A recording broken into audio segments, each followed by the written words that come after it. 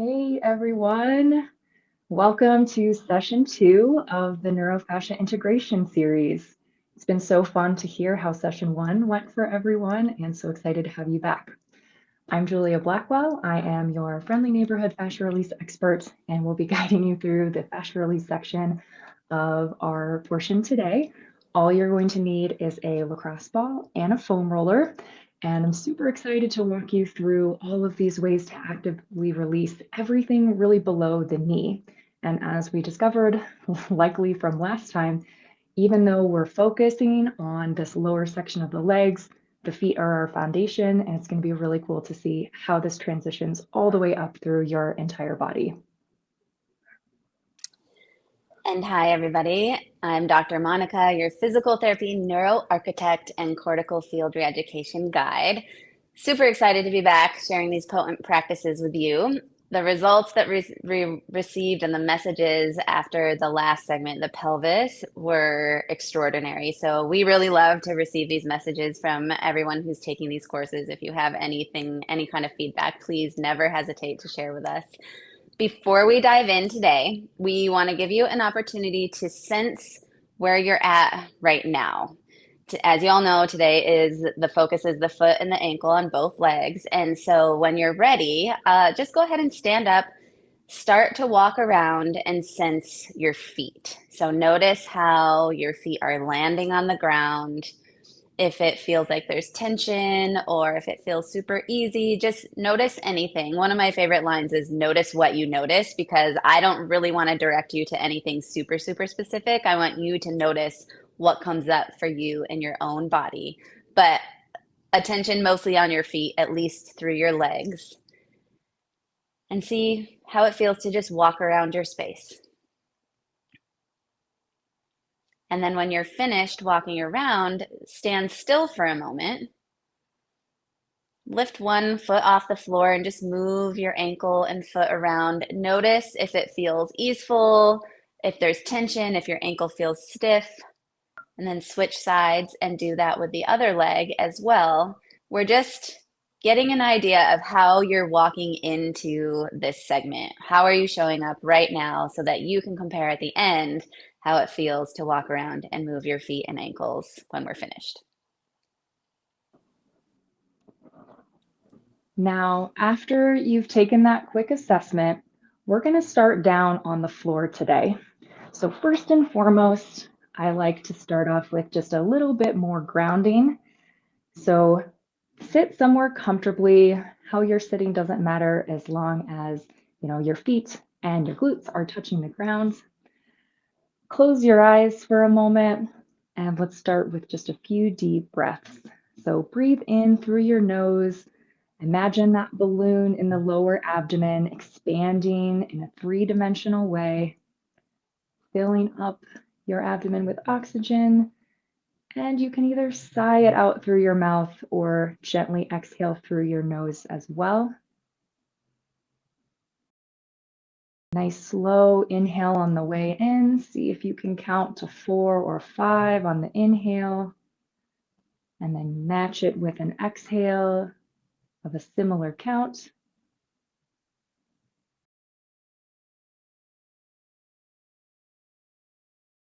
This also might be an opportunity to check in with anything else that's present in your body today. Is there some tension in your shoulder or your neck? Because even when areas seem very unconnected from what we're doing, you may find that these things change in a completely different place in your body by the end.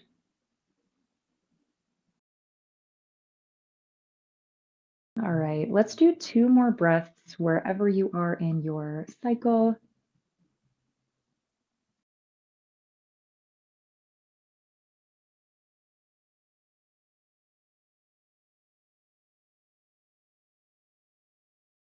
All right.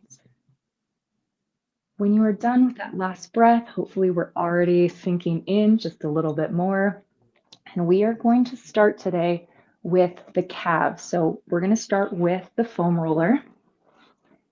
And we're going to start with it right under the meatiest part of your calf. So We want to stay at least a few inches, 3 inches or so away from the back of our knee joint. And there's really not an advantage right now to going all the way down to the Achilles. So find the biggest, meatiest part of your calf. And we have a couple options here. So if simply letting the weight of your leg compress your calf is enough, stay here. If you want to add some weight, cross your other leg over the top so that the weight of that leg adds a little bit of compression. This is usually where I like to be. If you still would like more, you could push through your arms and lift your hips up. It's just going to take a little bit more effort from the upper body, and it might be a little bit more than you want to start with right now. So when you find the level of compression that you would like, simply pause on this spot and start pointing and flexing your toe. Well, toes and ankles, we're doing both. So I'm just taking my time, even spreading my toes out a little bit as I do this, and gently going through the best range of motion possible. The key with this type of fascia release is what's the best range of motion you can do while using the least amount of muscle effort possible. This is also a great time to go back to the breathing that we were just doing. If you want to sync this movement with your breath, you can. You can inhale when you flex and exhale when you point, whatever feels good in your body this morning.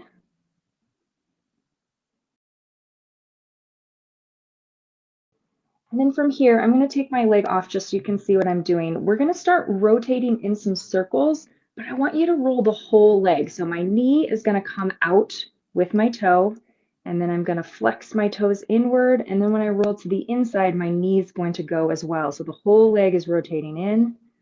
We point down, and then we roll all the way around to the outside. This is where we're getting that really important cross-fibering motion into the fascial fibers. And you may feel some lumps and bumps here. You may get a clunk or two. That's my scientific term. I think we talked about that last time. Clunks are good, but if you don't have any, that's also fine. Okay, wherever you're at in that circle, let's do one more time all the way around. And then switch to the other direction. So full circles here. I'm going to add my top leg back. Ooh, there it is. That little extra weight does a lot. Moving through that whole range. Keep breathing. Let's do one more circle slowly all the way around. And then come off of that spot for a moment. So check in. Remember that the normal sensations here might be a little bit of heat. Occasionally people feel a little bit of a cool rush. You might feel some gentle tingling or almost a sensation that the roller is still connected to your calf. All of those are normal and will dissipate in the next couple of minutes. But we're going to do one more spot. Now, you can pick what spot you want. Now that you've done the really meaty part of your calf, try moving the roller up and down just a few inches. You could roll for just a moment to find the spot that feels tender, tight, or a little bit sore. Remember, healthy fascia doesn't hurt when it's compressed. So anything that's giving you some feedback, we want to listen to our body. That means that's where we want to go for this. So I'm going to pick a spot. It looks similar, but it's about an inch or two down from where I was previously. And then pick your amount of compression. If you, again, you want to cross that leg over, if you want to lift your hips this time, do what feels good for you. And we'll go back to that flexing and pointing. If you have the space in your toes to spread them apart a little bit as you do this, I think that can be very helpful as well.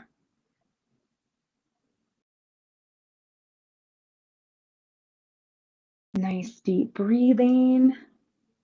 And now let's go into those circles. So roll your whole leg and toes out, pull them back towards you, and then roll to the inside. Whew, getting a little bit deeper in there this time. I can feel it. This is also the friendly reminder, though, there's no need for any of the techniques that we do throughout this entire series to be more than a 6 or 7 out of 10 on the intensity scale. So if this is too much weight, take your leg off. There's no judgment. Do what's best for you today. Okay, let's go the other direction. So come back around, moving slow. See if you can catch yourself trying to speed through this motion and get done with it quicker. Just take your time. Slow is the name of the game today. Let's do one more full circle here. And then come off that spot. Maybe shake it out for a minute, see what it's feeling like in there. And then we're going to switch and do the other side. So same idea here. I want to start on the biggest, meatiest part of the calf muscle to start. I'm at least 3 inches away or so from the back of the knee joint, letting my hands support behind me. Now, if at any point in time your wrists are starting to feel really tired or achy, you could also turn and sit against a wall and put your calf up, and then you don't have to worry about using your hands. Just know that that's an option as well. Okay, we're going to pick our level of compression and start with flexing and pointing on this side. This is a good opportunity, since we're already noticing how our feet and our ankles feel today, to see if maybe it's harder to flex and point on this side, or maybe your range of motion doesn't feel as good on this side. Just some things to note for now. Keep breathing. And let's start those circles. So now we roll the whole side in, up and around, moving from the entire leg so that our entire calf muscle is rolling across the roller. Maybe it's a chance to notice if this feels different from the other side as far as intensity goes. Maybe you have more lumps, bumps, and clunks in this side. It's just information. So great. Let's go back the other direction. Coming around, best range of motion that you can.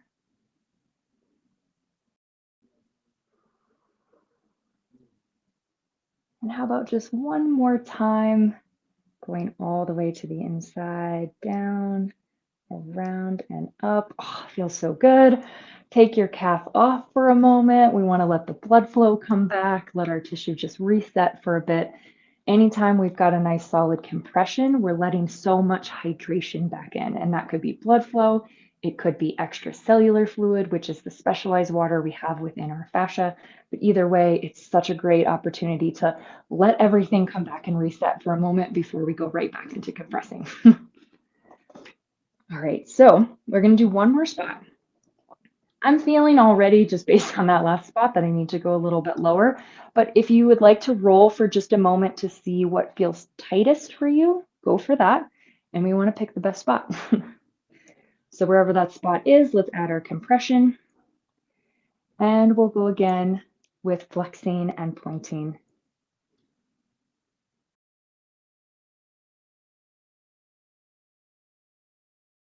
Notice if your range of motion already feels a little bit different. I'm feeling like I can point just a little bit further already after that first time. Although, please don't point your toe so hard that your foot is going to cramp. Okay, let's start those circles coming around, up, pointing down, around. Looks great. Keep that pace nice and slow. And then let's switch directions. Come back around. Ooh, got a few more clunks happening there. For me on this side. How about one more circle, best range of motion that you can. And then come off that spot for a moment. Hopefully already we're feeling a little bit more warmth here. And now we're going to grab our lacrosse ball. I'm going to come in close for a moment here. We are going to work on the peroneals, which are really directly on the side of our leg here. So how we're going to do this is I like to sit this way. If this is not possible for you, you can put this other leg out. We just need a bend in the knee on this side. And this is also a little bit easier if this is not accessible for you today. You could go up on your bed or a bench, like a workout bench, where it doesn't require so much mobility to get here. Now, I want you to put the ball right underneath your leg. I'm going to actually hold my other foot in hand just so you can see this a little bit better. Okay, so the ball is going to be roughly halfway. It doesn't have to be perfect, but I'm going to start about halfway the distance of my lower leg here. And hold your knee and hold your foot for a moment. Gently press. It doesn't require a lot of weight. Just gently press some weight down into the ball. And then I want you to kind of move your leg to roll the lacrosse ball up and down along this lateral side of your leg here. And let's look for a spot that feels, ooh, just a little bit tender. So I can feel one right here. It's about at that midline, okay? Once I have that spot, I'm gently going to either put both of my hands over the area of my leg that the lacrosse ball is directly under, or sometimes I give my knee a little bit of support as well, but I'm simply going to lean forward and add some compression here. Now, when you have the amount that you need, gently point and flex your toes again. If anything is feeling sharp, you're likely on a bone. So play around with the lacrosse ball. It should feel muscly in the area that we're compressing right now. So lifting your toes and pointing your toes. If you've ever done some lateral ankle sprains, on the outside part of your ankle, sometimes this area can be a little bit crunchy. For all of my former soccer players and people with that are a little bit more injury prone. Okay, let's do one more time pointing and flexing, and understand we're close to the ground, so you may not get the best range of motion possible, but I want you to circle from the ankle here. You'll kind of run into the floor on the bottom, but that's fine. Just do the best you can to move up and around. Think about lifting the big toe. Good, good, good. And then switch directions. Come back around the other way.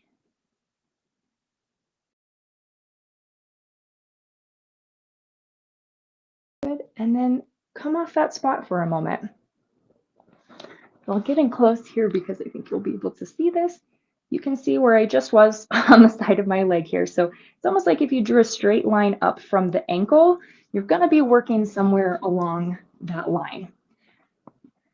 We're going to do one more. I personally would suggest, depending on where you were, I was about halfway. I'm going to go a little bit lower towards my ankle this time. But you're welcome to put the ball back underneath your leg, grab your knee and your ankle, and just gently kind of move your leg back and forth to see if you can find a better spot. Like I can definitely feel one right here, which is about 2 to 3 inches lower than where I just was. From here, I'm gently going to grab my knee and my leg to make sure I can hold the ball in place. Do a bit of a forward lean to add compression, and we'll go back to flexing and pointing. Good job. If you want to sync this with your breath, reminder, you can always do that. If you want to flex and inhale, exhale and point, that can really help slow you down if your tendency is to move really fast and try to get this over with. We've all been there. Sometimes spots sneak up on us and we want to get in and get out as fast as we can. All right, let's do some circles here. Nice and easy, rolling from the ankle, lift the big toe. Take your time, see what range of motion is available to you.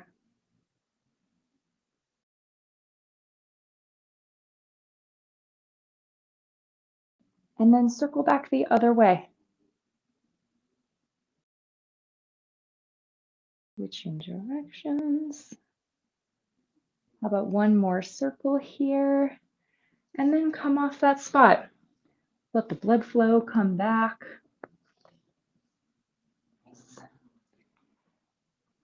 And you guys, I always suggest we really want to open up as much of the lower leg in the calf as we can before we start working into the feet. So whatever we start releasing and any lymph fluid or stagnant fluids that we are releasing through fascia release, it has a way to get up and out of our body. So starting with the calves and all of this lower leg is so helpful.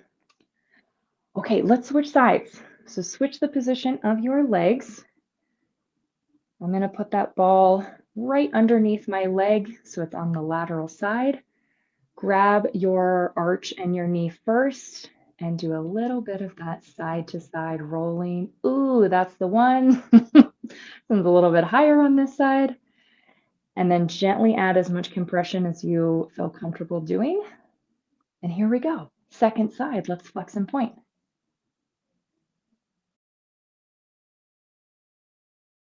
That looks great, everyone.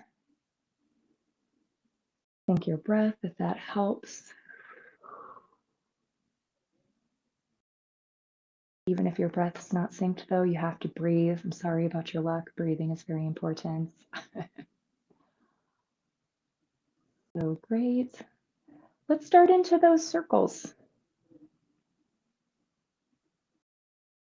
This is a good chance to notice if this side feels different from the other side that you just did, or if making these circles feels more difficult on one side versus the other. Let's switch directions of that circle, coming back around.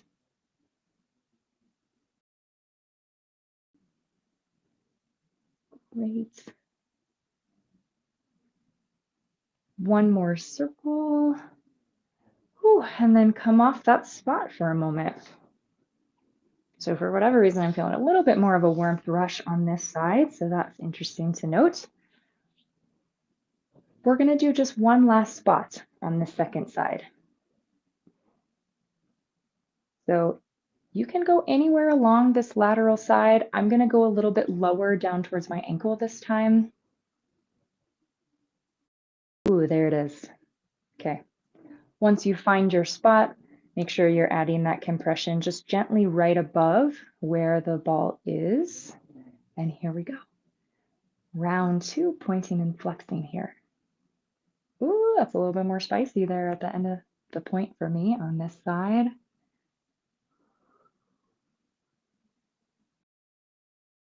I personally find it fun to discover all these areas of the body that we may not feel when we're walking around, but suddenly we'll get into an area like, I had no idea that this was there or that it might be affecting anything else. So I love finding those spots. Gets me very curious. Okay, let's start circling. Coming around.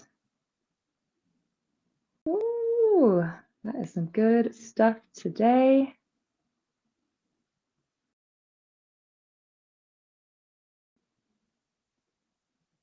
And then come back the other way. So because this is a little bit tighter for me today, I'm actually going to slow down my pace just a tiny bit. That's usually helpful if you want to do the same. If you find an area or even just a little bit of range of motion that feels really difficult or sore, just take your time, really slow it down through that range of motion and breathe. Let's do one last circle around and then come off that spot. Great. We're going to switch back to the other position just to give this side a break. We'll keep the hips moving. So now we're going to work on the inside of our lower leg, which mainly is hitting a part of our deeper calf muscle called the soleus. We're essentially trying to unstick it from our tibia bone. So first and foremost, I want you to feel towards the shin for your bone here. It should be fairly easy to find because it's hard, it doesn't have any give to it like a muscle. And once you find the bone, I want you to find it specifically between halfway across your lower leg to about an inch above the ankle. This right here is our working zone. So if you go above halfway up in the calf here, it might feel good, but we're not going to be getting the specific area and muscle that I want. So I'm going to make that little halfway point with your finger if you like. And here, now, somewhere in the middle, I want you to place your lacrosse ball. We're not adding weight, just place the lacrosse ball on that bone. So I want you to feel what that bone feels like, just very gently. Now, very slightly, you're going to roll off of the bone back towards you. And once you feel that you're just barely off of the bone, I want you to press down. So the outer edge of the ball here should feel like it's right up next to your bone, but we don't want to be putting any sharp direct pressure into it. So we're starting on it, we roll just a tiny bit off of it, and then I'm going to press down. I know it's a little hard to see here, so I will come give a closer look here, or a closer visual for you in a second. But once you have this spot, we're going to go back to pointing and flexing. So continue to point and flex here. I'm going to give you a little bit quicker or a closer visual. So the bone is here. I'm rolling just right behind it and pressing down in this area here.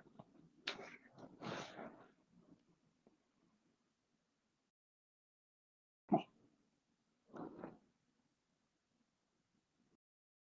This one tends to be, you might feel some more crackles in your ankle with this one. Really depends.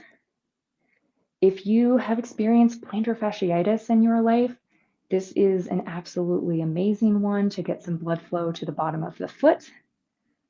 Okay, and I know this is also going to be difficult because now we're directly against the floor, but make circles as best you can here.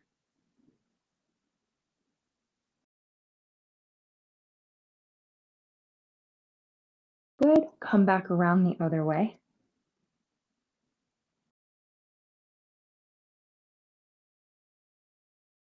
Okay, and then come off of that spot. Trying to see if I get a little, the red mark is pretty faint on this one, but as long as you're feeling the muscliness of this, you're likely in a good spot. So find that halfway point again, and then about an inch above the ankle. Remember, this is your working zone.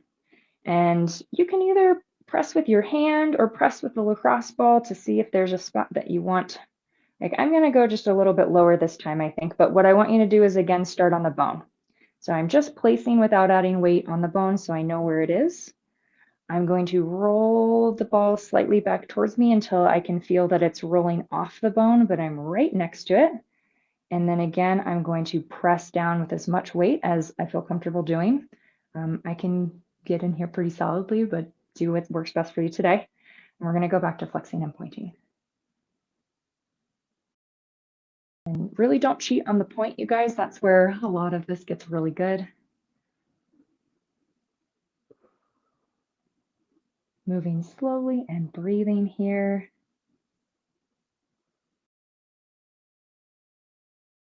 And then circle. Good. Come back the other direction.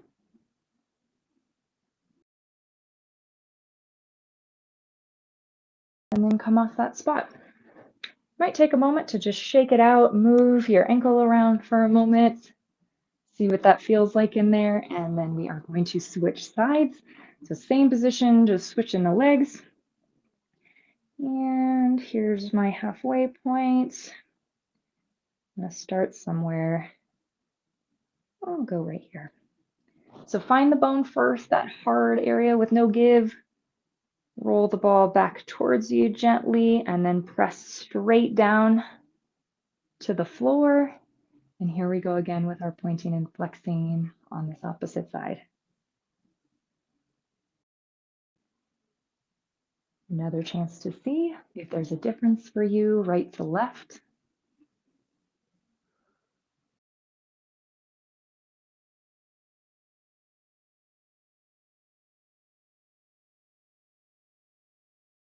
Good. And then let's start circling. Yeah, sometimes we have more tension on the outsides of the calf. This is really common if you feel your feet point out a little bit when you stand or do things. If you have flat feet, sometimes the inside is a little bit more intense. Okay, switch directions. So all of our fascia is connected. However, we do have certain lines that are more interconnected than others. And this inner part of the calf can play a big role in supporting and stabilizing the arch of our foot. And this line moves all the way up through our inner thighs to the pelvis. Okay, come off that spot for a moment. Shake it out if you need. We're going to do just one more spot, finding our working zone. Ooh, that's a good one. I'm going to go a little bit higher on this one for me. Pressing down to the floor. Make sure you're not pressing in towards the bone. We want to go straight down to the floor. And here we go. Last time, pointing and flexing.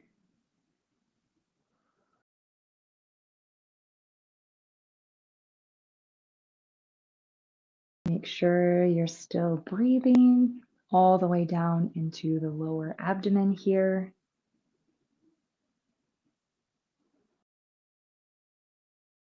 And let's move into our circles, picking up and around. We're going to be doing a lot of circling and pointing and flexing of the toes today. It's going to be worth it, I promise.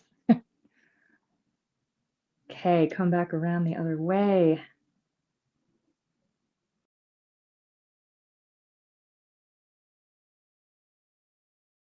Okay, and then come off of that spot. Whew. It'll take a second. I know you can't see my feet, but I'm just kind of shaking my legs out, shaking my feet out. I'm getting a few snap, crackle, pops. That's all pretty normal as well. Okay. Now we're going to work a little bit on the tibialis anterior, which is the muscle that we have on the front part of our shin. Now to start, I want you to feel for your kneecap. So we all have this nice big bone in the patella here. If you go down from the kneecap and slightly out to the side, you should feel a squishy, muscly part right in here. So this straight down is going to be very bony and hard. So make sure you just move a little bit to the outside. And I want you to press into that muscle a few times just to really feel in your head what that muscle feels like when it's compressed.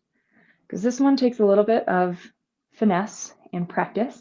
So if you're not getting it fully today, keep practicing. It just takes a little bit more hip mobility. But we are going to come back to our roller. I'm going to show you this from the front first.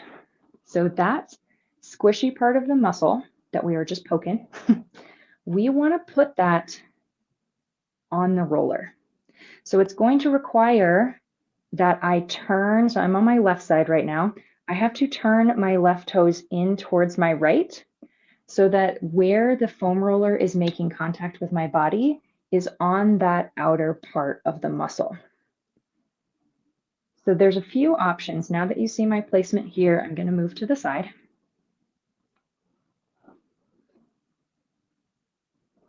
Okay. Option one, you could stay right here, maybe hold onto the wall or something else for balance, or lean forward onto your hands. This is what I'm saying. This does require a little bit more mobility, but this is a way you could add more pressure. Okay. So once you pick the placement, whether you want to be upright or leaning forward, I'm going to lean forward for now just to stay in frame. We're going to start pointing and flexing the foot. Now I'm going to switch again. I'm stay on the same side. I just want you to be able to see what I'm talking about.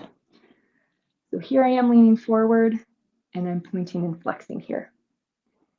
If it feels sharp, you're probably on your tibia bone, and that's not where we want to be. We want to be towards the outside where it's more muscly.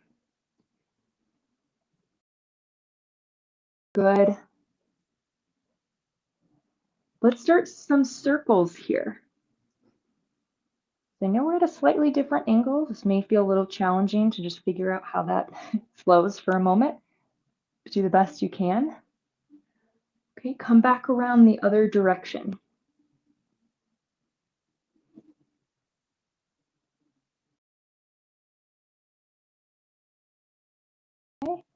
and then come off that spot. Now, a couple things I want to talk about real quick. My goal is to compress an area closest to the knee that I can.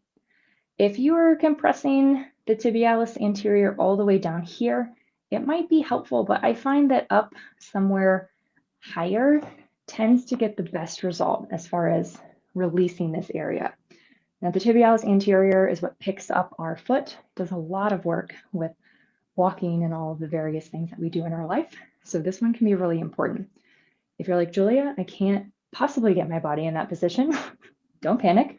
What you can do is simply compress this area with your fingers and give me a little point and flex in whatever position feels good for you. I will say with a little bit of practice and likely the mobility you can regain through taking this series, you might find this to become easier and easier. Okay, we're just gonna do that one. Let's switch to the other side.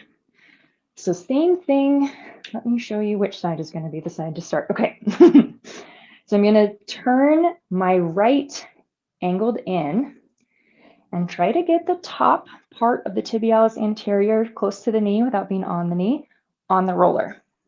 If this is the position for you, stay here. Otherwise, you can try leaning forward to add a little bit of compression. Now let me switch to the other side so you can see my foot moving.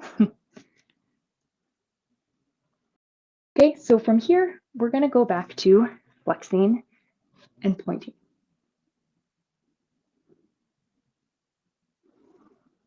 So keep breathing in and out.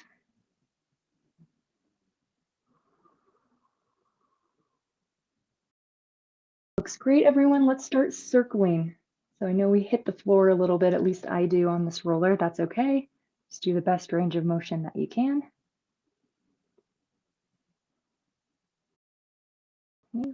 Switch directions, coming back around.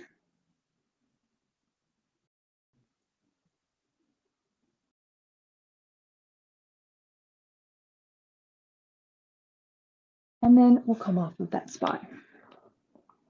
Great job. I know that one's a little tricky.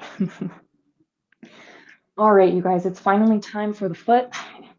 Now I'm gonna kneel for this one. I would suggest that you stand. I'm just wanting to stay in frame for the sake of my camera here.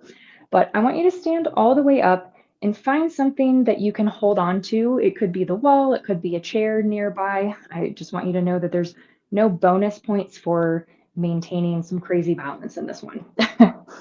So we're gonna put our lacrosse ball on the floor and we're gonna be working on the arch, but I want you to feel right in the center of your arch.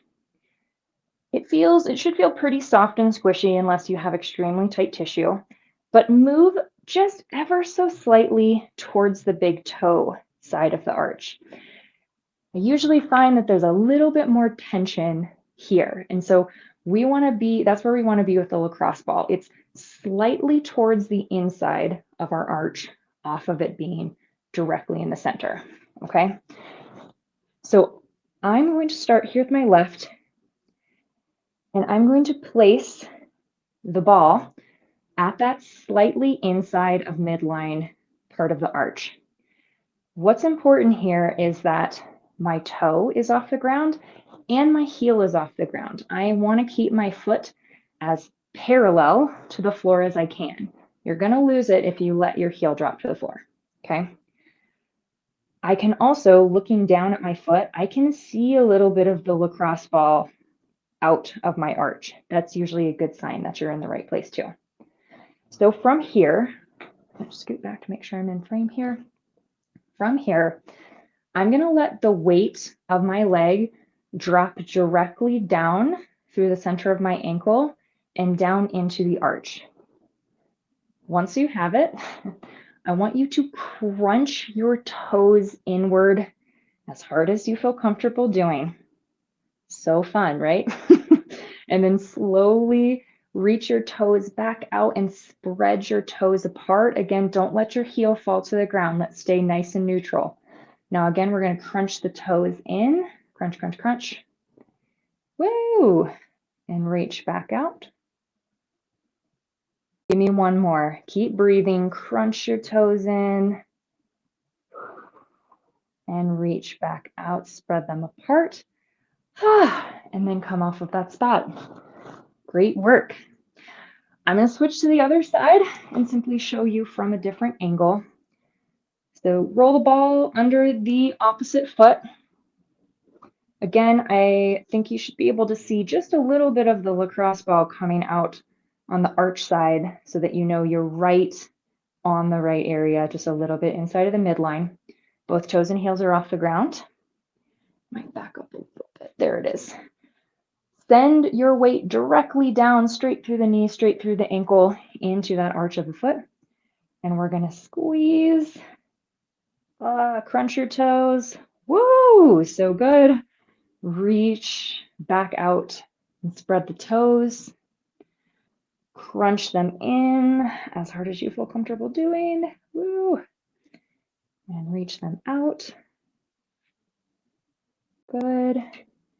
Crunching down. And reaching out. Whew, come off of that spot. Last thing, you guys. Come back down to a seated position. I know we're up and down today. Last thing I'm going to have us do is just interlace our fingers with our toes. If you're wearing socks, take your socks off and try to put each of your fingers between your toes. This may feel really difficult and it will improve over time. But once you've got them interlaced, I also have like the shortest toes ever. So this is difficult for me no matter what. But once you are holding your foot's hand, just gently pull your toes forward and have your hand come with it. And pull down a little bit. Pull those toes back just a little bit. And down. Back. And down. And then switch sides. We're going to keep it short and sweet today. Interlace your other hand through your toes here. Give it a nice hug. And then we stretch the toes back a little. And point down. Yep. It doesn't have to be as intense as what we were just doing. We're just getting a little extra stretch between the toes. Go one more time. Kind of bring the toes back a little. And down. Good. Okay. Now I'm going to have you stand up and walk around again. Just take a moment to notice what might feel different from the first time this morning you did the same walking motion. Give you another 15 seconds or so to do that and just take stock of that. And then we're going to move into the CFR portion of our lesson today. You still need your yoga mat and possibly a towel to support your neck, right, Monica? Okay. And then we'll be laying on our stomach so you can get your fascia release tools out of the way and I will let her take it from here. All right, everyone. Thank you, Julia. That was amazing. My tibialis anterior muscles, that was my favorite one. Oh, felt so good. So walk around as much as you need to just, again, sense your body, sense your feet. And when you're ready, we're actually not going to start on our stomachs quite yet. I want you to come and lie down on your back. Take your time. Stay in the energy of this work that we've been doing so far. So deepen your breath, lie on your back with your feet flat and your knees pointing towards the ceiling, and just simply breathe. Let's let our nervous systems down, regulate a little bit more. And take a moment now that you're coming to stillness to sense your body. Sense your feet. Sense your spine, your shoulders, and your breath. And just notice again what you notice. The last lesson, we zoomed in on the pelvis, the body's power hub. And today we're traveling down to the roots, your feet and your ankles. Every stride, squat, and spinal curve begins here. And your brain's homunculus, the neural map of your body, devotes an outsized swath of real estate to this complex sensor-rich region. And that is what we're working with today. We are going to upgrade this map in your homunculus. Many of us carry a fuzzy foot map, which can show up as stiffness, balance issues, or knee and hip overload. As Moshe Feldenkrais reminds us, you can't do what you want until you know what you're doing. So our job today and right now is to begin to know through feeling. Julia's gotten us on that page already. We've been feeling for an hour already this morning. We're going to keep going and upgrade our internal maps, our neural maps. So our job now, again, is to know through feeling and to bring sharp sensory detail back to the soles of our feet, back to our arches, our ankles, and our toes, so that your nervous system can reorganize movement from the ground up. We're upgrading our neural maps. So before we get deep into this lesson, I just want to give you a couple of quick reminders to get the most out of the CFR practice. Number one, stay curious. It's the most important thing you can do. Let discovery trump expectation. Stay curious. Secondly, move slowly. When you dial down your speed, you can slip beneath habitual patterns and uncover the rich sensory detail that those habits normally hide. And then finally, don't force. Don't force anything. Use precise micro movements. If you feel pain, go slower, go smaller. Pain is just noise in the signal here. So there is no need for pain during any CFR lesson ever. By the end, you may notice lighter steps, steadier balance, a surprising lift all the way up through your crown, but we'll explore all of that later. So for now, let's wake up those roots a little bit more and give your whole system something new to stand on. When you're ready, roll onto your belly.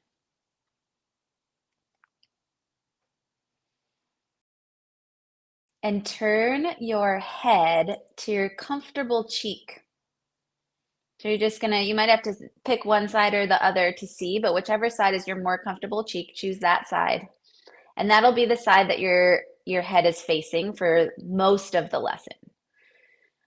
Bend your elbow that your nose is facing so that your arm is resting on the floor comfortably in front of you and your elbow's bent to about 90 degrees.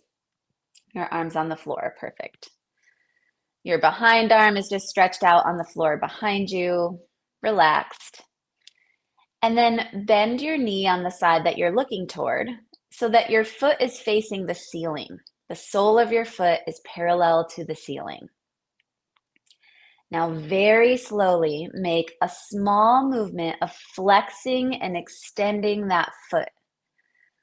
You leave your knee bent so that the lower leg remains perpendicular to the ceiling and slowly flex and extend or bend and straighten at your ankle. Just make very small movements, just doing what's easy. Let this be so easy. It's the first instruction of the lesson. This, for some people, could be a fairly unusual position, so it may not be easy to feel exactly what your foot is doing, and that's why we're in this position. So move slowly. If you feel at any point in your range that there's a jump of effort, then you're doing too much, so slow it down and go smaller. Now, after you've explored that a little, we're going to slow down and make the movement, the range, even smaller and go so slow now that your breathing is not interrupted at all. What does that mean for you? That's going to be different for every single person who's doing this practice right now. How slow do you need to go so that your breathing is not interrupted at all? And then feel as you go, where can you reduce effort so that the movement can gradually become so smooth? It couldn't be smoother.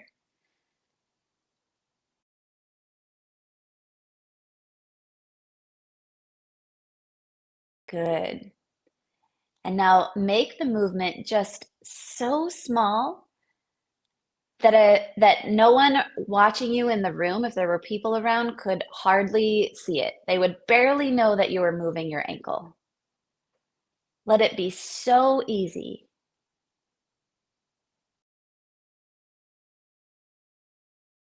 And as you explore that tiny little range, feel that each time you flex the foot, let's call it flexing the foot where your toes come toward your shin, you can feel that your heel gets a little longer, even in your micro movement that you're doing right now. And when you extend your foot, we'll call the extending foot motion where your toes move away from your shin towards the ceiling. In that direction, you can feel that your heel gets a little bit shorter, closer to the floor. The Achilles tendon gets shorter and longer. Slowly begin to increase that easeful range again until you're going through your full range. Slow increases. As you make it bigger, consider that you may be rotating your foot in and out as well. So that just depends on how clear that map is written in your brain. You may be tilting your foot a little bit right and left, or flexing and extending your toes. Let those toes rest. Flex and extend only at the ankle and try and make it as pure of a movement as possible. Just what's easy, so that the pads of your toes come with the rest of your foot toward the ankle and then with the rest of your foot away from the ankle.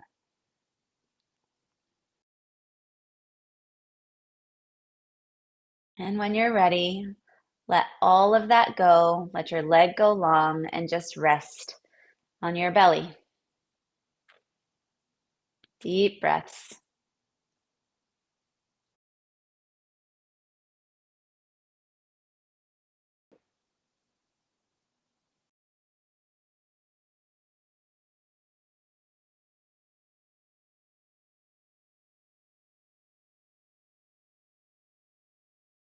Bend your knees again.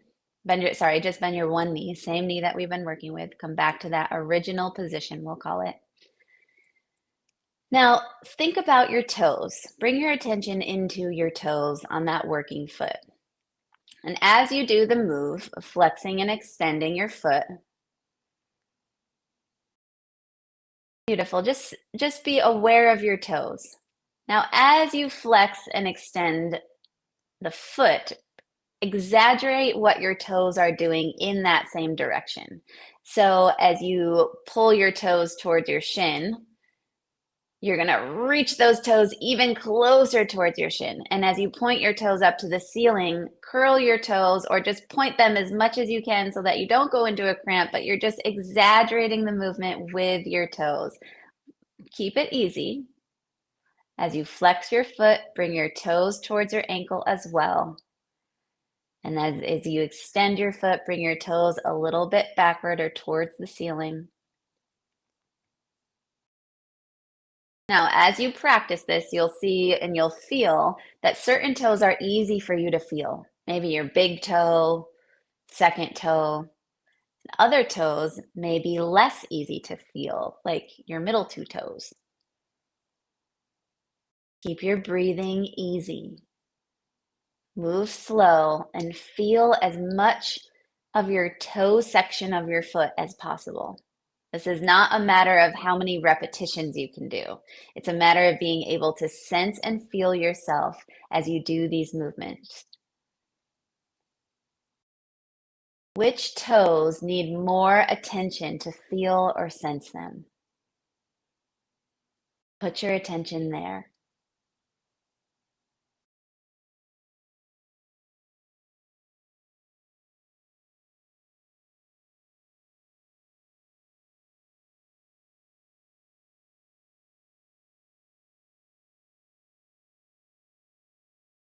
And now go back to flexing and extending your foot again. Leave the toes alone and just think about the foot.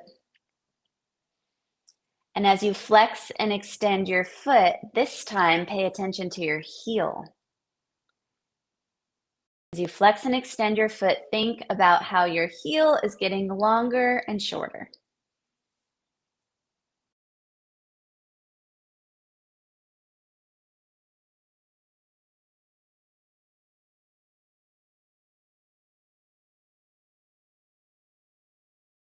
Once you've sensed that a few times, rest your leg on the floor. Is your working leg lying on the floor differently than one it was at the beginning, or any differently than your other leg? Does the top of your foot feel different? Which leg feels longer or shorter?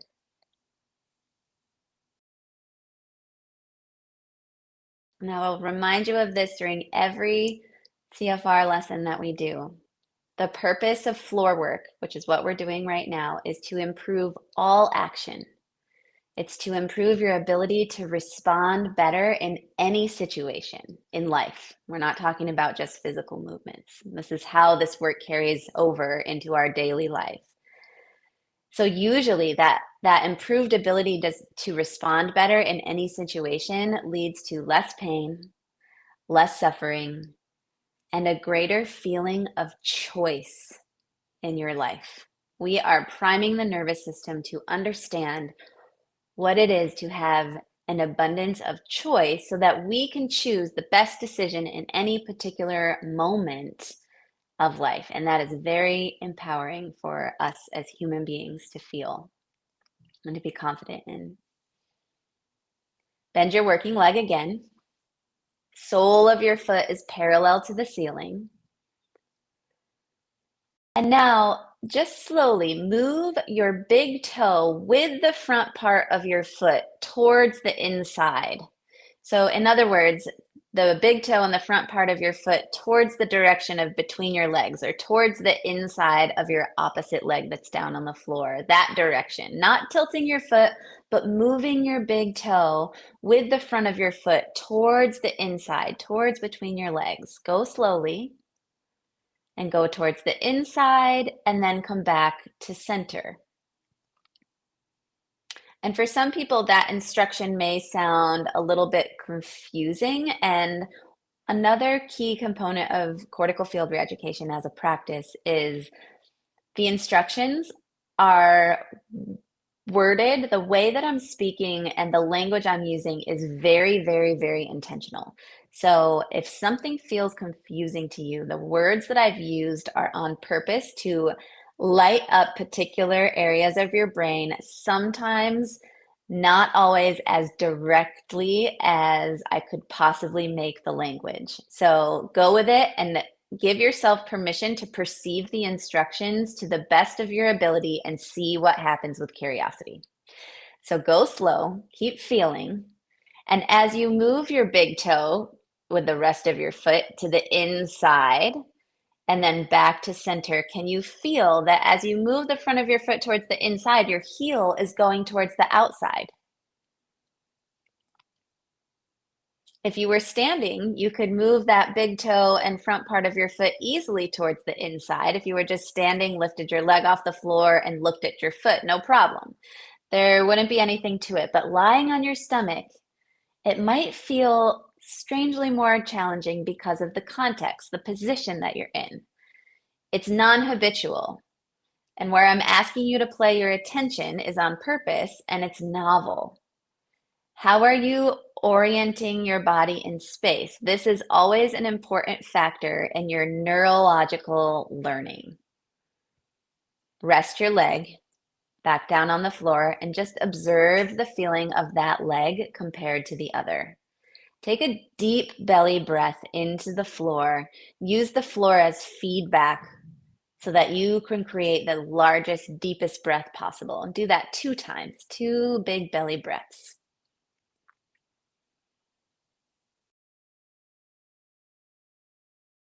And then when you're ready, bend your leg again, same leg, sole of your foot to the ceiling. And again, take the front part of your foot to the inside. So yes, this is a big piece of rotation of the lower leg. And as you take the front part of your foot and the big toe towards the inside, feel how your heel goes to the outside at the same time. Now take the front part of your foot to the outside and feel how your heel comes to the inside, keeping the sole of your foot parallel to the ceiling the best that you can. Can you feel the movement happening close to your knee? Where can you reduce your effort? Continue to look for places you can reduce your effort as you alternate, taking the front part of the foot to the inside and then to the outside slowly. And just feel how your heel is moving in the opposite direction of the front of your foot.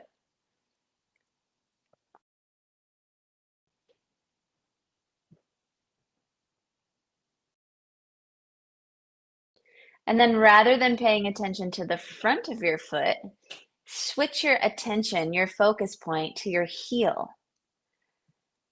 You're still doing the same movement, rotating in and out, but now initiate the movement from your heel instead of the front of your foot. So your heel is the driving force now. Your heel is moving towards the inside and then to the outside.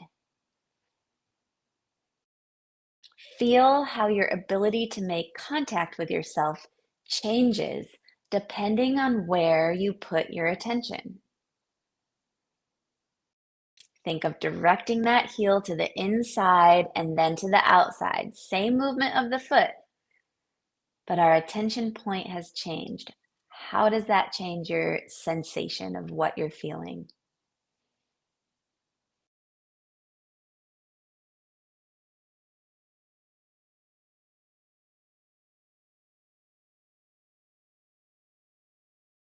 Rest your leg, let it go on the floor, and observe the feeling in one leg compared to the other. Sense the contact of your foot now with the floor and the length of your working leg compared with the other leg. Take a deep breath.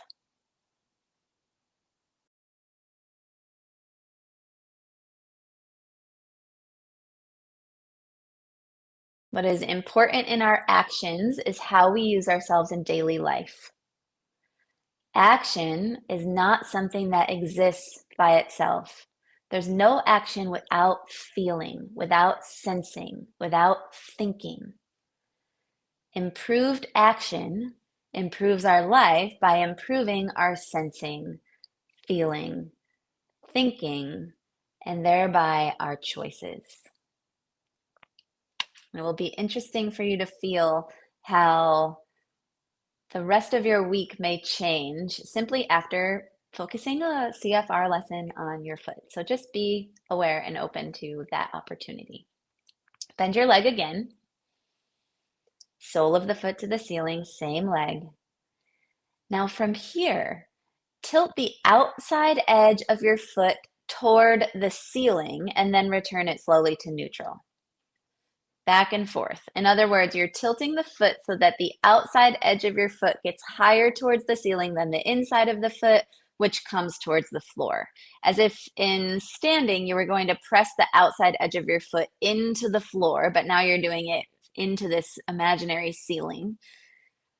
So you tilt your foot and then return it slowly. If someone asked you to stand on the outside edge of your foot, you could do it no problem. So see how that may feel different with your leg oriented in this position. The outside edge of your foot is lifting towards the ceiling and then coming back to neutral. A few times.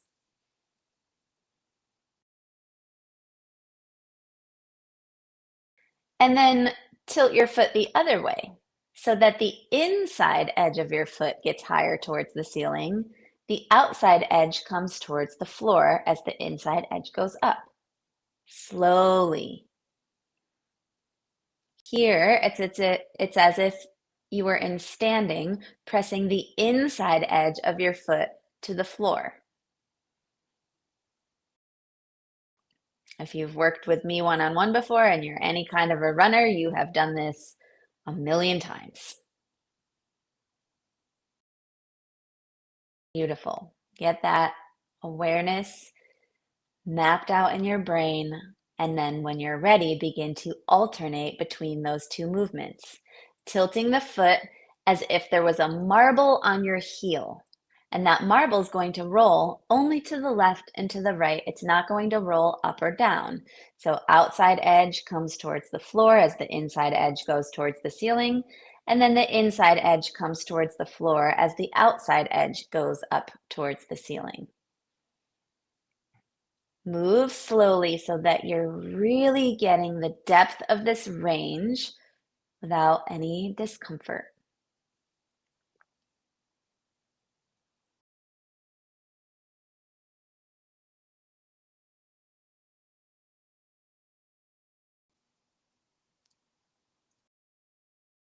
And then come back to center. Take a moment, finish the round that you're on, and then when you're ready, bring your foot back to center, sole towards the ceiling. And this time, flex and extend your foot again slowly, pure flexion and extension, just to see if something has become a little bit easier.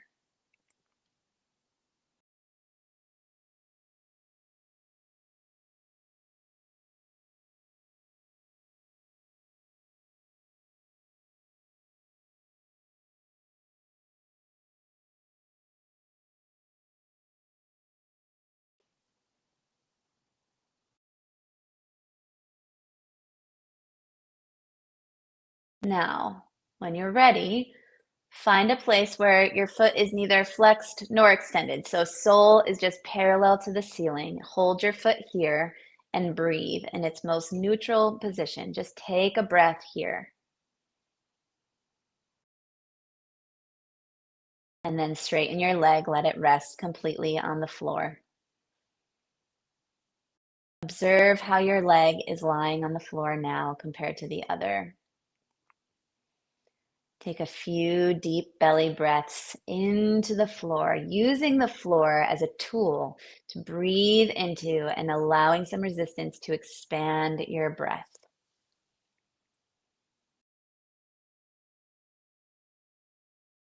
In a moment, we will move on to the SAT for this lesson, the self-adjustment tool, although you can take any piece of this lesson depending on what you specifically need to work on in your foot, and you can integrate those pieces, or you can just simply go through one repetition of each of the different movements that we've just gone through and finish it with this final piece. But first, one more deep breath.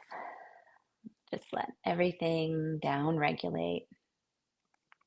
The reason the down regulation is so important is because it really opens your nervous system into a state of subconscious learning because we're really teaching the brain a lot with these movements.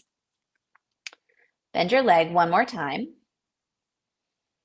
Sole of the foot to the ceiling.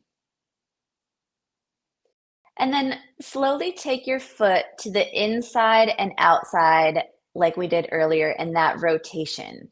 So when the toes come towards the inside, the heel moves towards the outside. And when the front part of the foot moves to the outside, your heel comes towards the inside.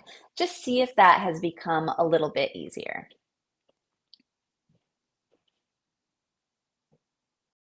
Just once or twice, just so that you have an opportunity to notice. And then bring your foot back to center, sole towards the ceiling. Now imagine that there's a dial of a clock directly in front of your big toe, facing your big toe. The dial of the clock is facing the big toe. The tip of your toe is pointing to the center of the dial. Now move the tip of your toe. You can sometimes, I find it helpful to imagine that there's paint on the tip of your toe. You're going to draw, you're going to paint something here. So move the tip of your toe towards what would be 12 o'clock upward on the dial. And then begin to move your toe around the numbers on the dial slowly in a clockwise direction. Now, sometimes when I teach this, the person will just move their big toe around. Your toe is the thing that's leading the foot. So your toe is the thing that's drawing this circle of paint around the clock, but it's leading the rest of your foot. So your whole foot and ankle is involved in this movement. And you're drawing this or painting this circle around the clock in a clockwise direction going through every number. Notice if there's anything that's kind of jerky at one part of the clock and then suddenly smooth and then jerky again. Or are you adding a tilt to your foot? Can you reduce any of that unnecessary extra movement or effort and just move around the dial of the clock with your big toe, just simply? And once you feel like you've got that circle going, and remember, I never told you how big that clock needs to be. So this could be a little mini clock, like a pocket watch type of clock. Or if you have amazing ankle flexibility, it could be a large clock. Find what does not require a lot of effort from you and just move around the dial of the clock with your big toe simply. And once you've got it, bring into your awareness what your heel is doing. What is happening with your heel?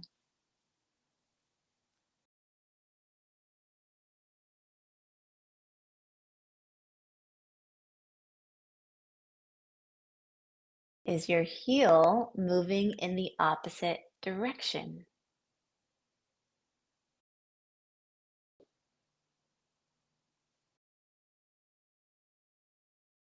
Once you sense your heel with your toe moving and guiding the clock circle in a clockwise direction, reverse the direction of the circle and go in the opposite direction with your toe. So now you're drawing that circle with the clock in a counterclockwise direction. See if you can feel the change in the direction your heel is going.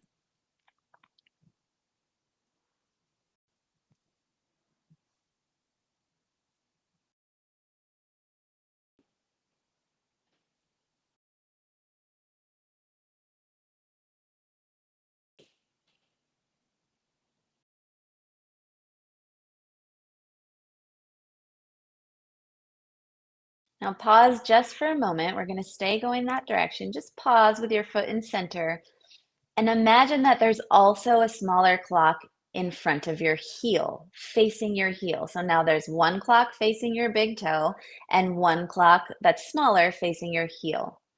You'll feel that as you move around that dial with the big toe clockwise, that your heel is moving the opposite direction.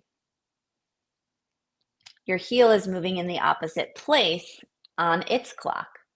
So when your big toe is at the top of the clock at noon, your heel is at the bottom at 6. And when you're moving your toe to 1 o'clock, 2 o'clock, your heel is moving to 7 o'clock or 8 o'clock. So continue that movement and see if in your mind you can track the numbers. It's a little bit of a brain scramble, but let's give it a shot and see how much your mind can track right now.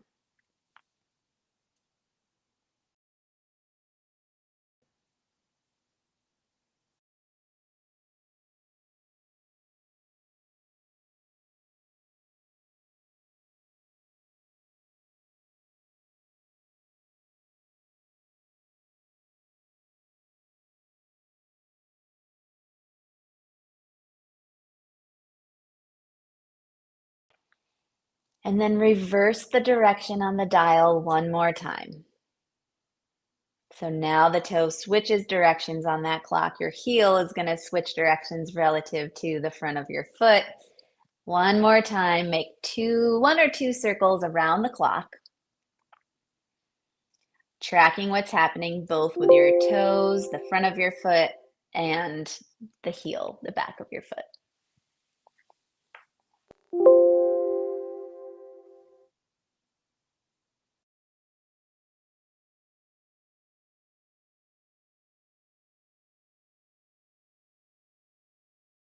And then let your foot come back to center when you're ready. And just flex and extend your foot again. Take your time to come to this step. Flex and extend your foot again and notice if something feels easier.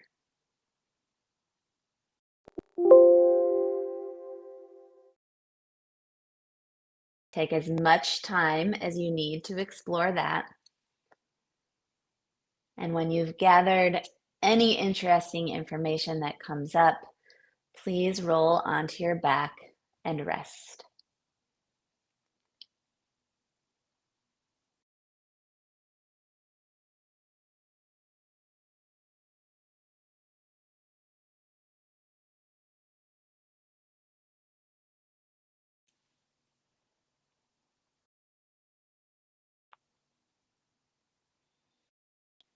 Once you're on your back, let your legs go long.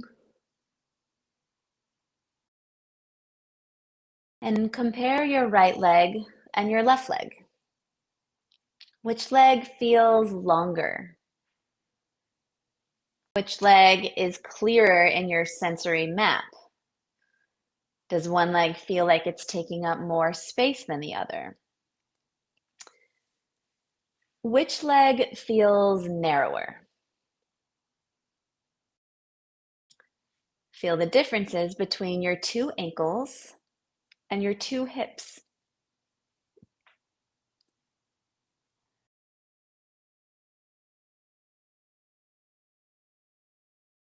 And when you're ready, slowly roll to your side, and just for a moment, because we're not done, come to your side and come to standing.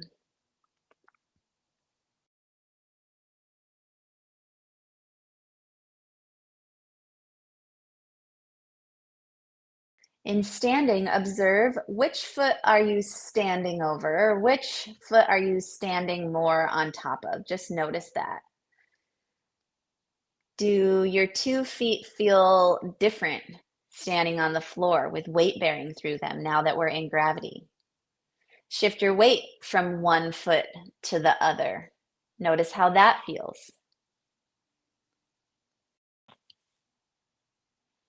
And then slowly walk around. We're not going to walk much. We're just letting our mind and our brain and our nervous system sense the differences after the work that you just did. As you walk around, feel that it's not just your worked foot, but your whole leg that may feel lighter or easier to put weight through.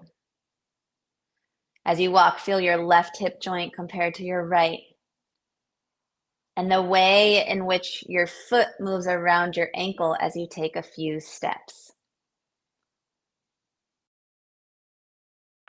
When you've noticed as much as you can notice here, come back to lying on your back.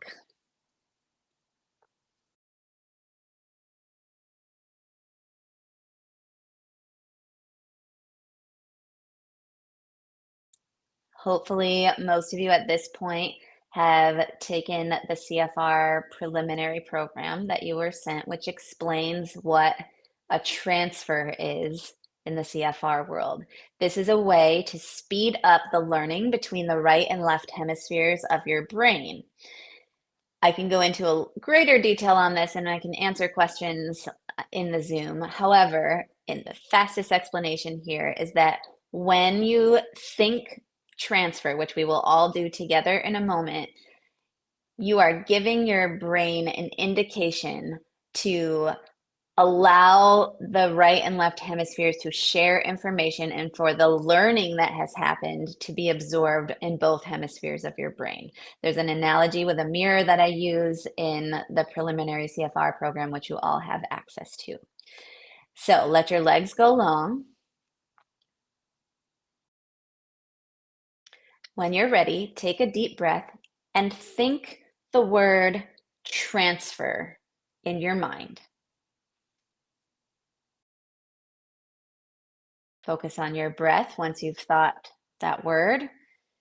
Some people will imagine a white light going from one side of their body into the other. Some will imagine white light or some kind of light going from one hemisphere of their brain to the other. Some people don't imagine or think about anything. Nothing is necessary. Just the intention of the word transfer is really all that you need to focus on here.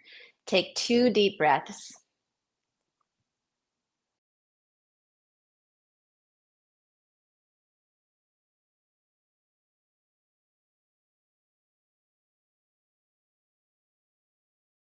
And then bend your knees so that your feet are flat, knees pointing towards the ceiling when you are ready. We'll do what's called a pelvic lift, which is in the exercise world is also considered a bridge, but this is just done with a lot of awareness. You're going to press your feet into the floor, lift your hips up towards the ceiling, and then slowly roll down one vertebra at a time, knowing that our attention is on the feet and the ankles here. So just sense how your feet and ankles feel. as you weight bear into them to lift your hips, and as you slowly roll down, back down to the floor, one vertebra at a time.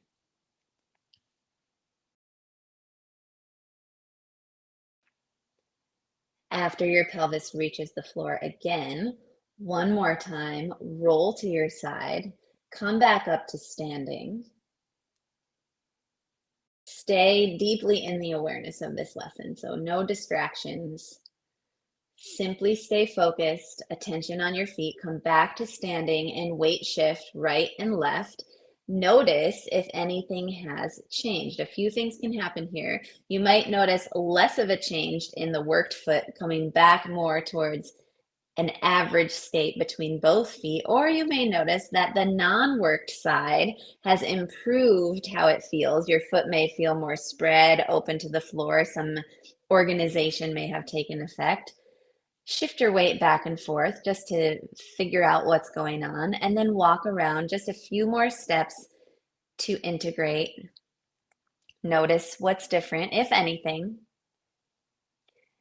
In certain people, sometimes transfers are more impactful than others, depending on what lesson it is and what you need out of the lesson. So you're just, again, as I reminded you in the beginning, open to curiosity here.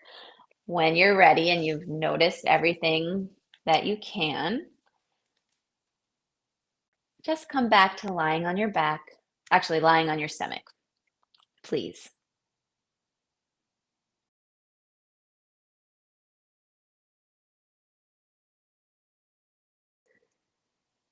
So the learning has taken place in both sides of your body, even though we have only technically worked one side of the body physiologically.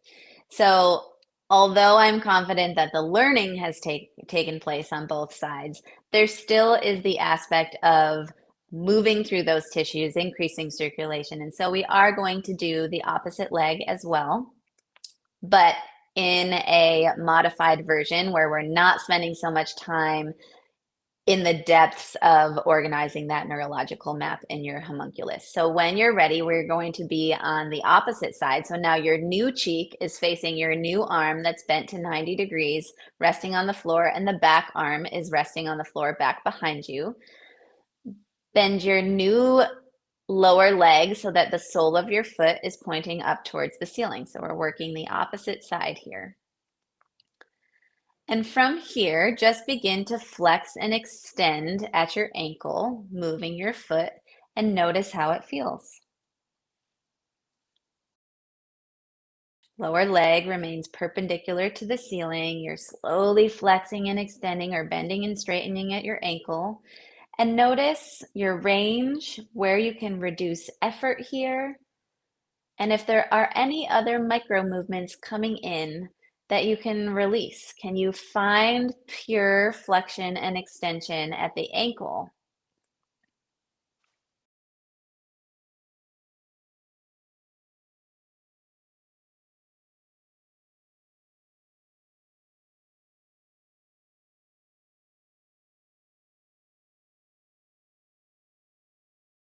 And as you continue to move through this flexion and extension at your ankle, begin to think of your toes.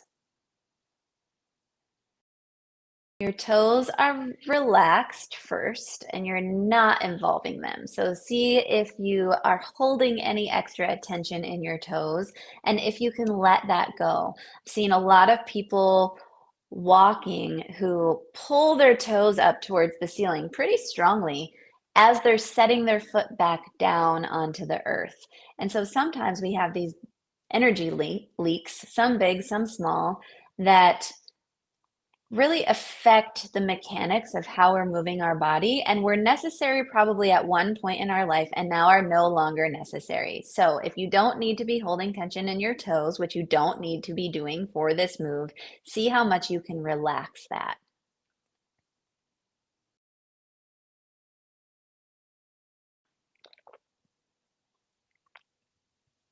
Now, sometimes when we have a compensation, such as holding tension in an area of our body, we do need to light it up a little bit to really heighten the sensation in the brain.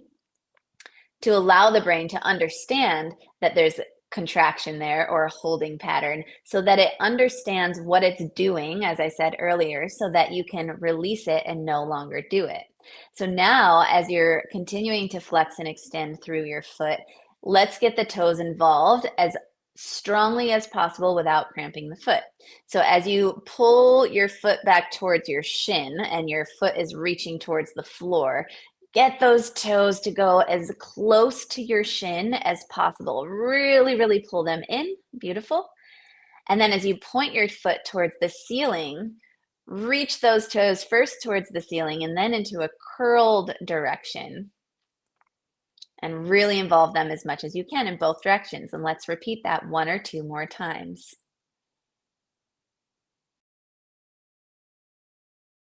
This type of a technique where we're heightening our awareness of doing something in a contracted state is a good segue to the concept of until you know what you do now, you cannot choose to do otherwise. So we are letting your brain know this is what it's like to really contract and overuse those toes. So your brain thinks, oh yeah, okay, I actually feel that now. Couldn't feel it before when it wasn't so strong, but now I understand. Now I've got it. Okay, now we can let that go. And so on your next round, release all the tension in your toes and focus again on moving the ankle up and down and see if that feels any different. So now you're just going to flex and extend your foot again with completely relaxed toes and see how that feels.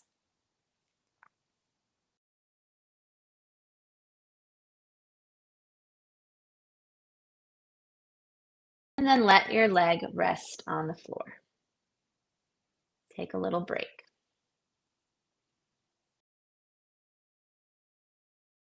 Deep belly breath.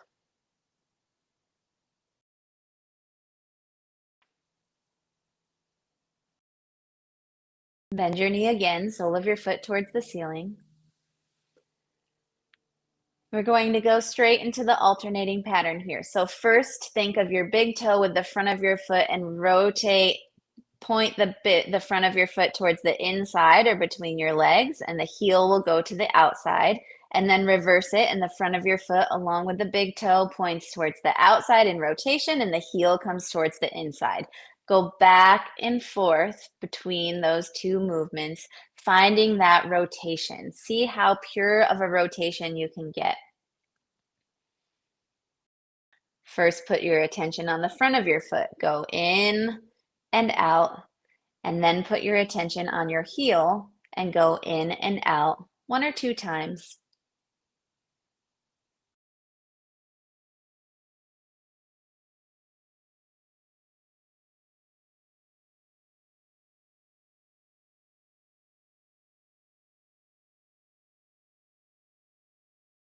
Keeping your foot parallel to the ceiling as best as you can as you find that rotation pattern. Can you feel any movement happening towards your knee? Can you leave your lower leg exactly perpendicular to the ceiling as you're rotating your foot?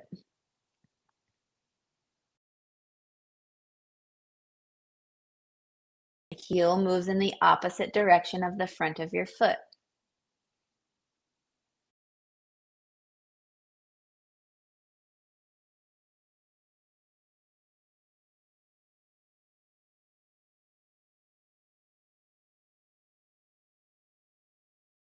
Come back to center and tilt the outside edge of your foot towards the ceiling so that the inside edge comes closer to the floor. And then reverse it and bring the inside edge of your foot towards the ceiling as the outside edge comes closer to the floor. And alternate this pattern back and forth. Notice your toes. Can you leave your toes pretty relaxed as you're moving from the ankle? Is there anything different about this foot relative to the other foot?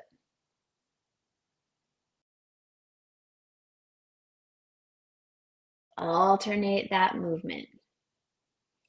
Inside edge of your foot gets higher towards the ceiling as the outside edge come towards the floor, and then the reverse happens so slowly, as if you were standing and you were alternating, pressing the inside edge and outside edge into the floor and lifting the opposite away from the floor.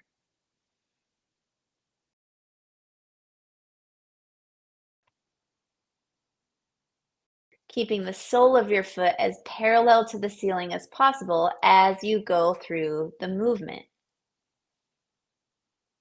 Beautiful.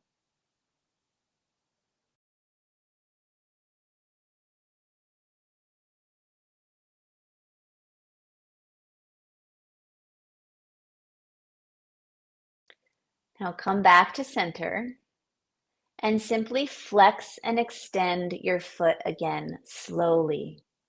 Just seeing if something is a little bit easier.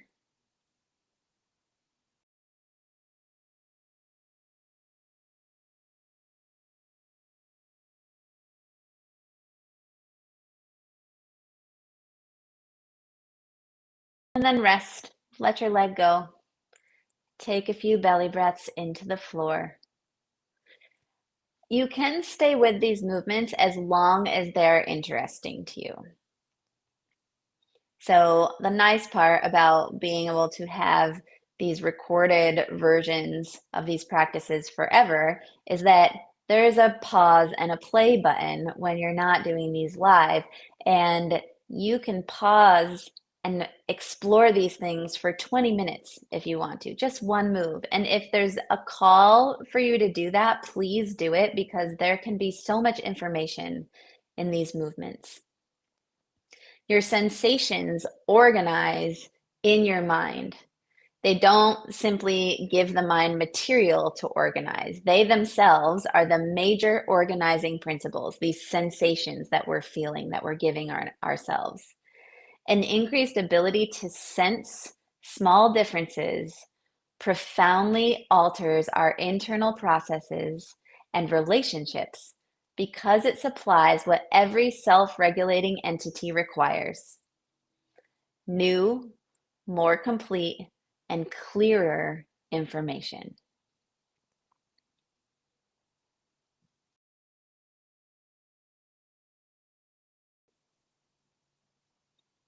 Bend your knee one more time so that the sole is facing the ceiling. Just for a moment, bring that rotation component back in. So front of the foot towards the inside, heel towards the outside, and then reverse it. Bring your heel towards the inside, front of your foot towards the outside, back and forth, just 1 or 2 times. Notice if that's a little easier now on this foot. And then stop in the center. And let's bring that clock dial back into our awareness. So imagine the dial of the clock is directly in front of your big toe, facing your big toe. The tip of your toe is pointing to the center of the dial. Move the tip of your toe along with the rest of your foot. You're dragging your foot along with it towards 12 o'clock. And then begin to move your toe around the numbers of the dial slowly in clockwise direction so that your foot begins to make this circle. Your toe is leading your foot. Again, if it's kind of jerky at one part of the clock and then it's suddenly smooth and then maybe jerky again, notice what can you do to make that rotation, the circle that you're painting with your big toe, smoother. Do you have to shrink the size of your clock? Are you adding a weird tilt to your foot? Can you reduce any of the unnecessary extra movement or effort and just simply move around the dial of the clock, leading with your big toe, simple and smooth?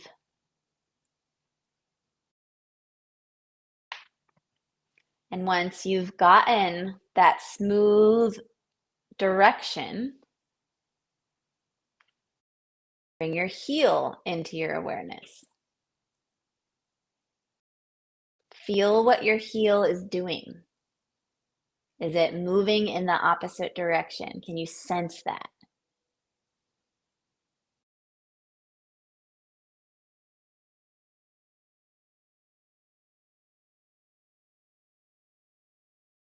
And now keeping your heel into your awareness, change the direction of the clock that you're making a circle with your big toe. Can you move counterclockwise now? Keeping that heel in your awareness, can you sense when you change directions with your front of your foot, with your toe, can you sense how that direction changes with your heel to the opposite?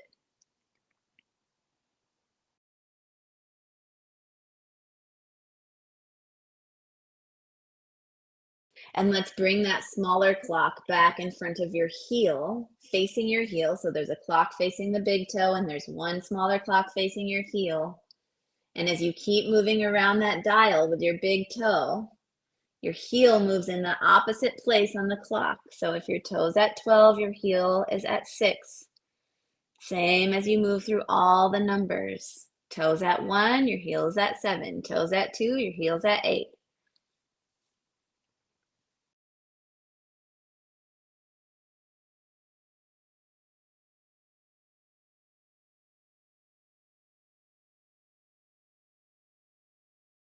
And then reverse the direction one more time.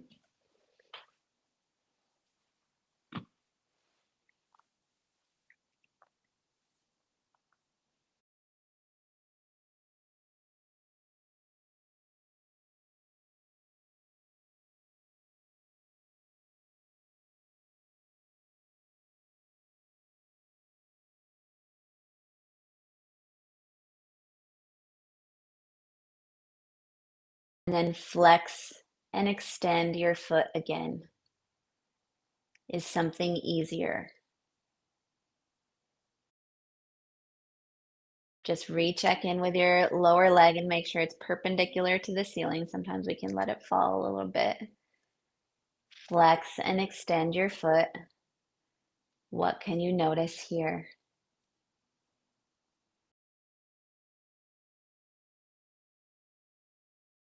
And then let that leg go long and rest.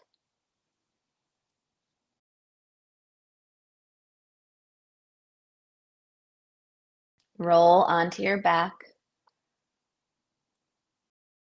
And let's do one more pelvic lift.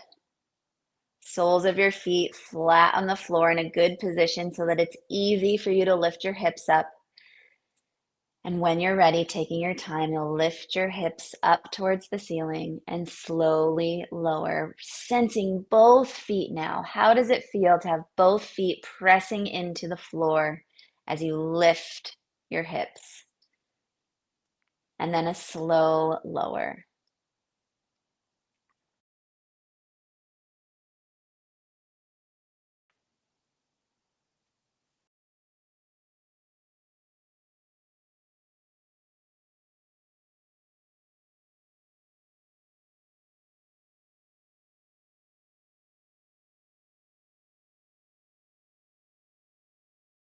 Legs go long and breathe.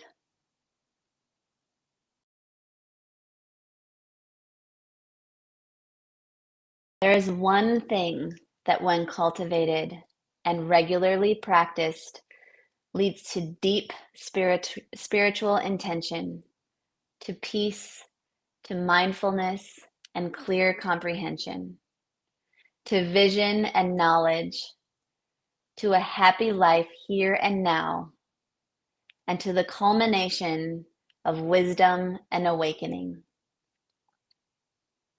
And what is that one thing? It is mindfulness centered on the body. Mindfulness centered on the body.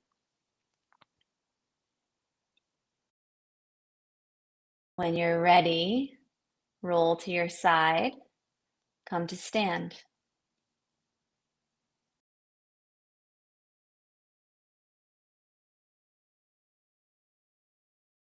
Weight shift from one foot to the other and notice how your feet feel.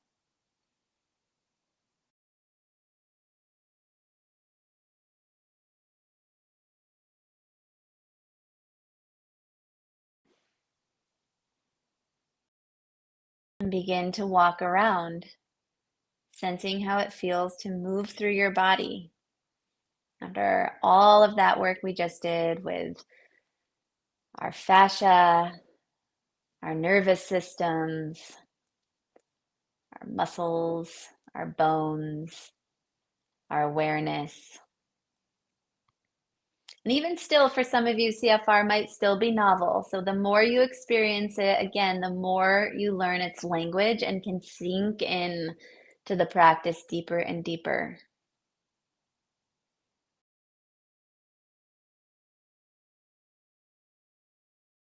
The SATs for this lesson are really the clock movements with your foot and any other pieces you want to pull out that felt good for you as an individual.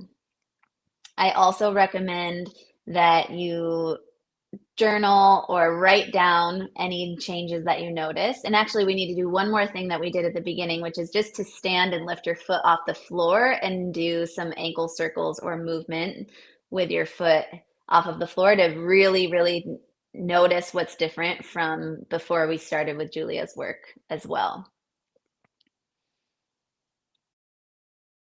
Good. So just notice that.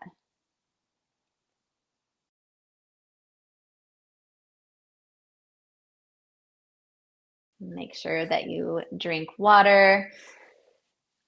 Go for a walk outside. Probably barefoot would be amazing right now, especially, I mean, it's always good after this type of work, but especially when we're focusing on the foot and the ankle so deeply. If you guys have the freedom to go walk around outside, that would be amazing for your body.